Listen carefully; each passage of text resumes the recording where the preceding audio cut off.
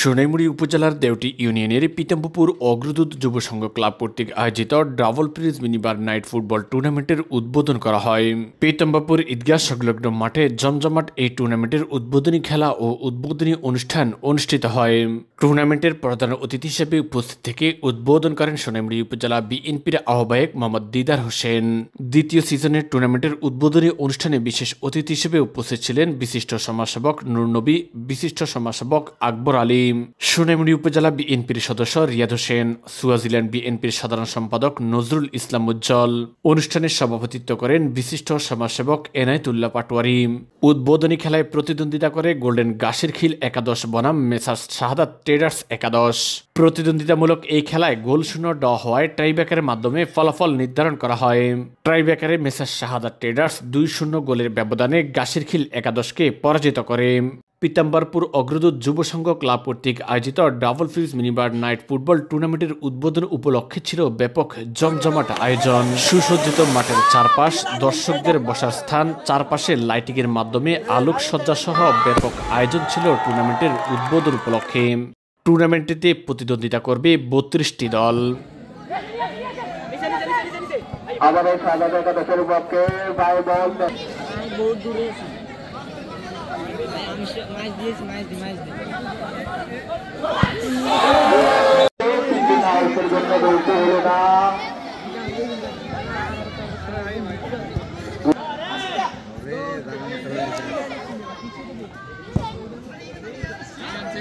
আবারও গাছেরখিল একাদশের বক্তব্য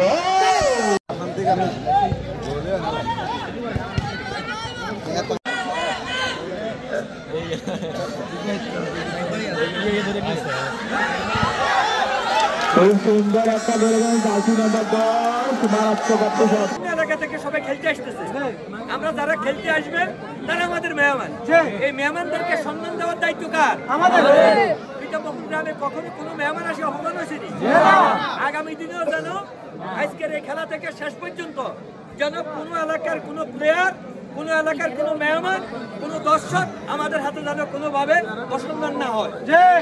আমরা এই ব্যাপারে একমাত্র ইনশাআল্লাহ আমরা আমাদের আন্তরিকতার সর্বশক্তি দিয়ে চেষ্টা করব যাতে কোনোভাবেই আমাদের এলাকাতে কোনো এই খেলা নিয়ে যাতে কোনো ভুল বুঝাবুঝি না হয়।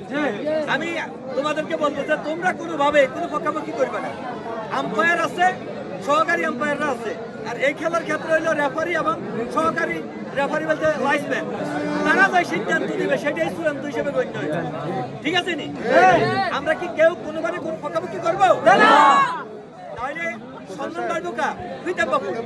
যেমন গতবার তোমরা খেলা যেটা দিছো, আমি মনে করি যে এত সুন্দর আয়োজন আমি বিভিন্ন জায়গায় যাই, নোয়াখালী ডিস্ট্রিক্টের বিভিন্ন জায়গায় আল্লাহর রহমতে আমি এরকম গেছি এবং যাই, কিন্তু এত সুন্দর আয়োজন পিতাম্বরপুরের মতো আর কোথাও কিন্তু হয় না।